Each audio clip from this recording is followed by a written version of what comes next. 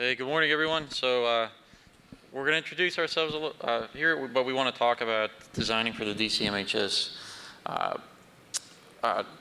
standardization, along with creating modular and dynamic firmware to enhance the modularity of the DC-MHS specification. So I'm Justin Thaler. I'm one of the firmware architects for Jabil. I'm Chitrak Gupta, so software architect from AMI. So quickly today, we're just going to we're going to cover very quickly just the modular architecture, what it is if you're not familiar. We're going to discuss some of the key challenges that we faced with modular hardware design. And then Chitrak will take over and start to discuss some of the dynamic firmware, the firmware orchestration service, and then give a quick demo on that. And then we'll have a call to action at the end of the presentation. So why modular architecture? Modular architecture is bringing interoperability across different designers and vendors within the industry. The value of this is it provides this interoperability can help to reduce cost, faster lead times to getting to market, and providing capability that you may not be able to get from just a single vendor if you have a unique solution. So as every vendor is developing different solutions for different customers, making these pieces modular that develop this, it brings those features, functions to other vendors that may provide a total solution. So one of the big things we'll get out of this is component reuse.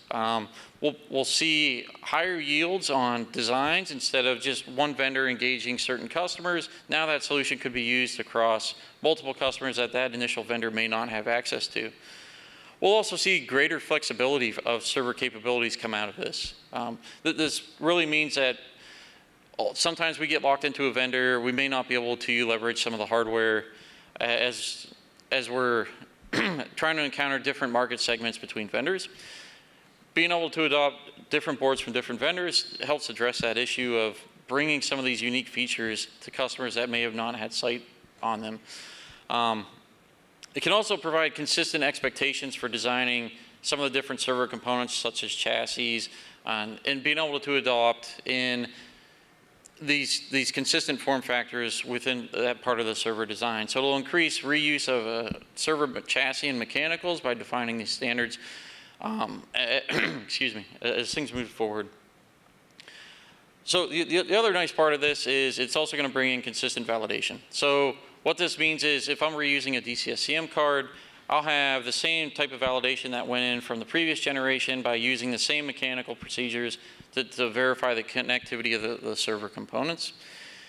And it's really going to help drive better data center sustainability in the long run. So as we're able to reuse different components, we'll spend less time on designs, being able to optimize costs in the long run, but also help reduce some of the carbon emissions that go into the efforts of having to retool different components or rebuild different components that we don't always need to redesign.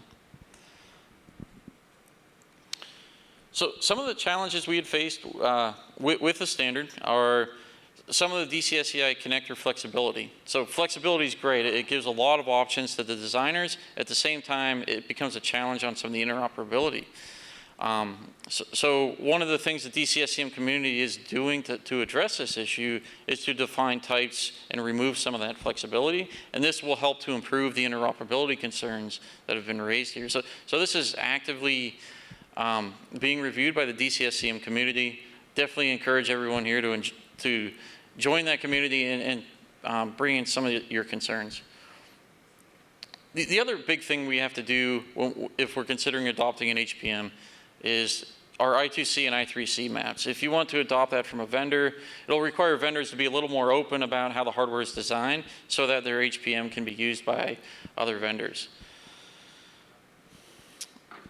The next big area that we're trying to tackle is the hardware root of trust solutions. So there's a lot of different solutions on the market today, as many of you have seen across the expo floor. There's solutions that are MCU based, there's solutions that are ASIC based, there's solutions that are BMC based, there's FPGA based solutions. So what path do you want to take with your design? can that be carried forward by a different vendor if they adopt your DCSCM card? So on top of that hardware, there's different firmware solutions you can pick as well. So we're showing some of that here. We have the AMI Tectagon solution, which works in almost any of these situations except for the BNC-based one that's shown here today. There's the microchip Soteria solution we've seen come on different vendor boards. There is the Intel PFR solution, Lattice Sentry on FPGAs, Cerberus on the FPGA as well.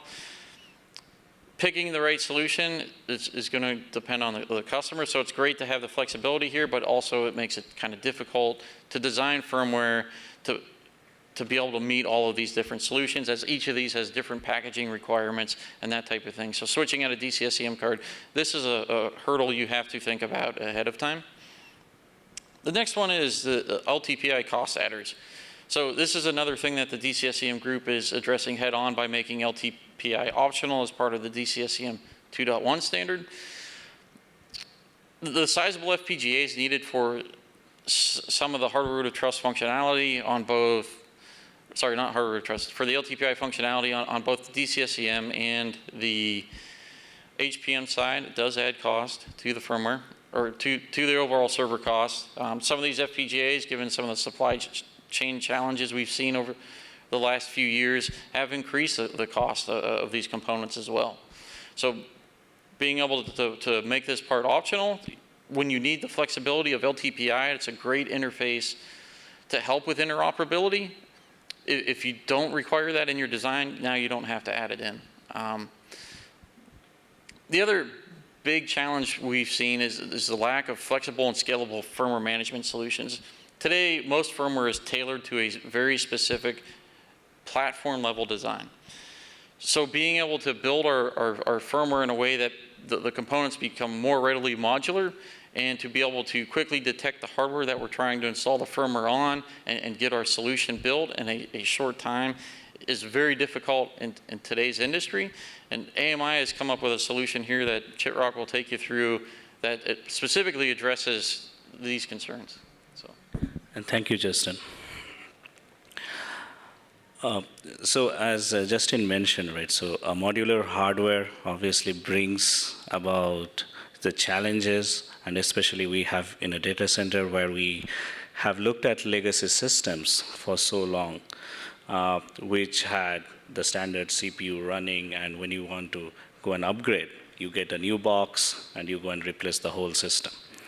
So with the modularization, and we are looking at sustainability, so it brings us a new challenge where we can go and modify the HPMs on the systems, and that brings about the challenge that we have to have scalable firmware that can be deployed onto the systems. So AMI actually works closely with the OCP community to provide OpenBMC-based solutions. We have a new architecture in our BIOS, which is we call as Actio 1.3. So, and this is catering to our specifically DC-MHS solutions. And if we look at the DC-SCM controller, we have the BIOS, the BMC, and the HROT on one singular platform.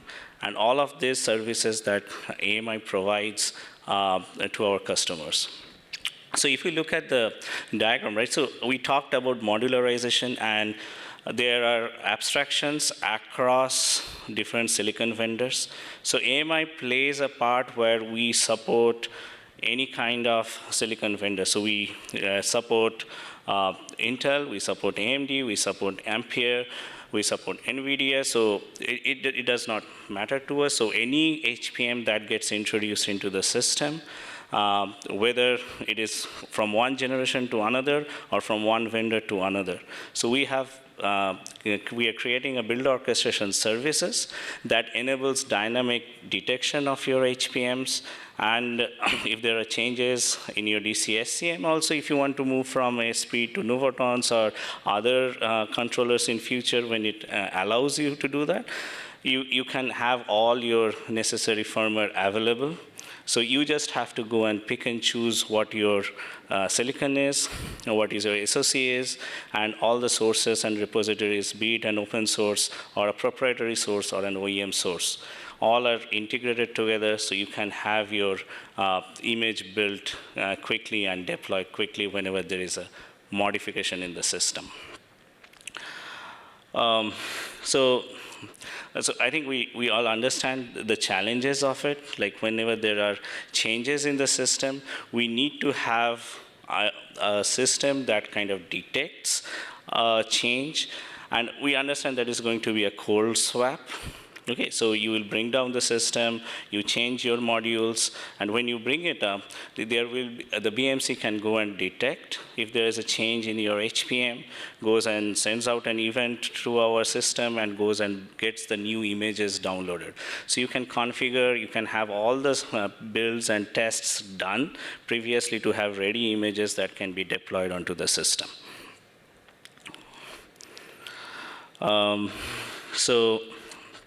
So this is what I was talking about. So you can have your firmware repositories, configurations all present into our build orchestration services. And we have discovery services of all the systems. And whenever there is a change, we have our deployment management, the policies that you want to also configure. Like you want to have a scaled deployment, or you want to have like a canary deployment, or you want to deploy on completely all your nodes on the data center. That's your choice, but you will have all your firmware ready whenever there is a modification in your data center. So this is a short demo. So as you can see, we have support for all Intel, AMD, Ampere. And we can choose the repositories that we want to build on. It can be an OpenBMC or our own AMI repositories for BMCs, our Aptio repositories, or any other sources that we want to integrate with. And we want to secure the supply chain with SBOM reports. This is something that we understand is becoming a requirement in the industry. When we make a firmware, we have to give a complete ingredient list of all the information or all the components in the firmware. So once you do that, you can integrate your automated tests. So we take you through an entire cycle that you are confident that this firmware is going to work on your system, and then you keep it ready, and whenever there's a change so in the system, that gets deployed. So and you can look, so you can look at it. So we can select the BMC also, so which is we are working on our BMC code. We can configure the BMC with all the features that we want to do.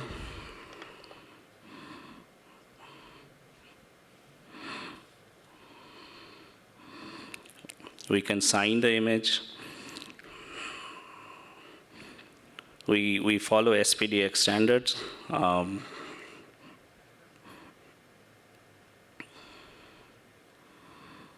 And we can configure any automation test. So we have our in-house automation tests. We can configure another third-party test tool also. So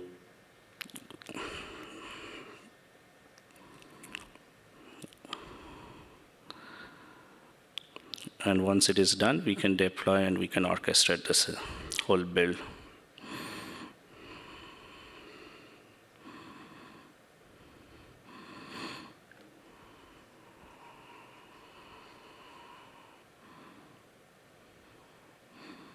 Yep.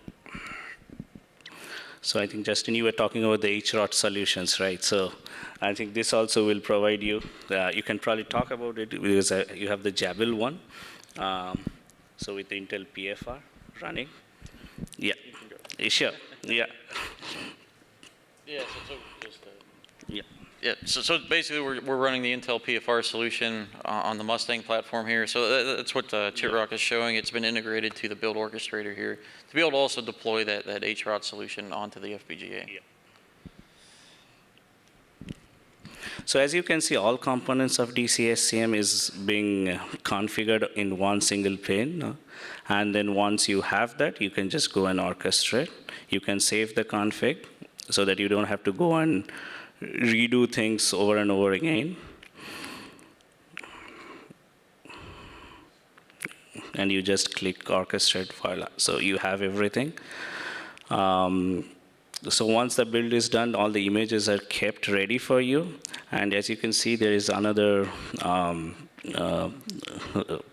setting, which is called Dynamic Build, that keeps on monitoring your systems for any changes. And whatever are the pre-configured, pre-built images are present, it is going to push.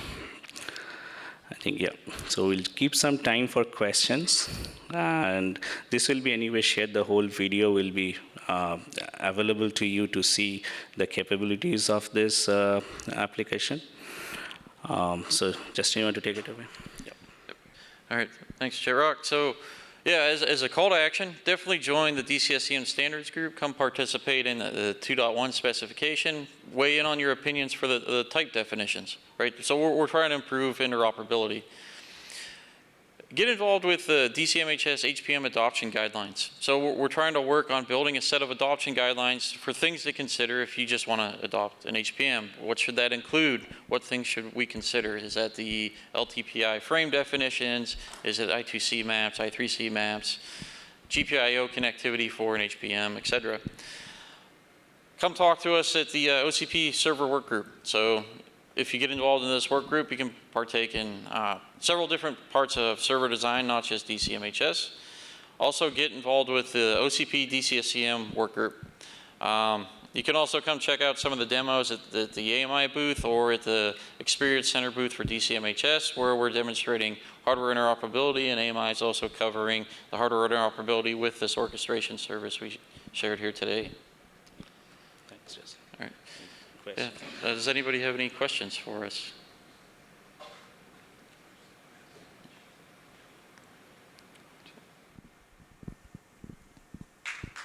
All right. Yes, thank you guys.